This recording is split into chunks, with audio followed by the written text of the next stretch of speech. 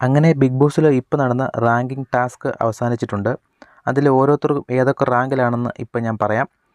1-ാം സ്ഥാനം 1 റാങ്ക് അഭിഷേകിനാണ്. 2 ജിൻഡോ, 3 അർജുൻ, 4 ശ്രീതു, 5 ഋഷി, 6 സായി, 7 അൻസിബ, 8 റസ്മിൻ, 9 നോറ, 10 ജാസ്മിൻ, 11 സിജോ, 12 അപ്സര, 13 നന്ദന.